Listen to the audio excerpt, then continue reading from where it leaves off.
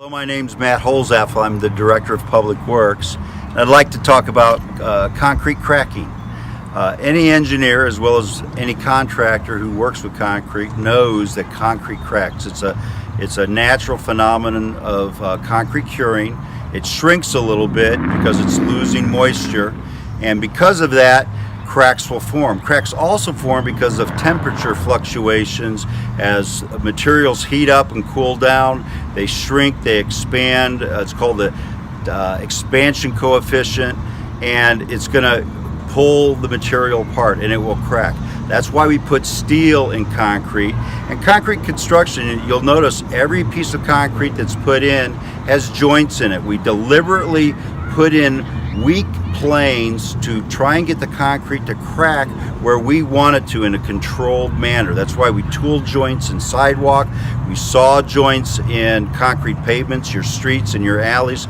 It's actually there to put a deliberate piece of weakness so the concrete cracks where we want it.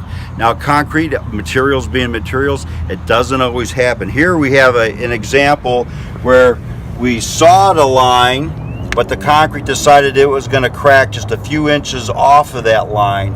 It's probably because that saw joint wasn't quite deep enough, or we didn't saw it quick enough.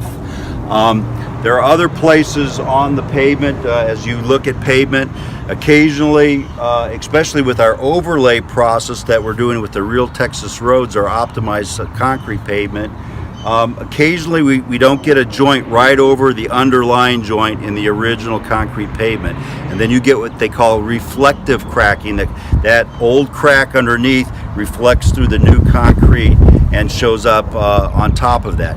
But that's why we put all this steel in this overlay. It's to hold those cracks together, and that's what the steel is for. It's to make sure those cracks don't grow, they don't widen out, and they don't cause distress to the pavement. Now, occasionally there's just going to be some bad concrete.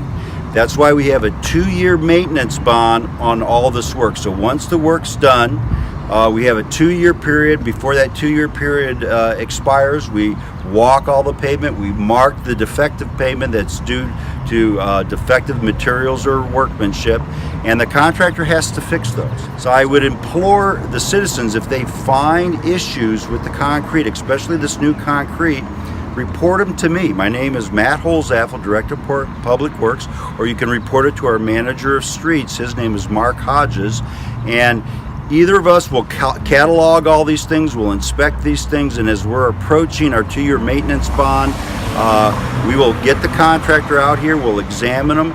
If it's something that has to be fixed and is covered by that maintenance bond, we'll get them to fix it. So let us know if you find problems, let us know if you find chunks of concrete coming up or serious distress out there, because we want to fix it. I'm a Mesquite resident. I've lived here 35 years. I pay taxes just like you.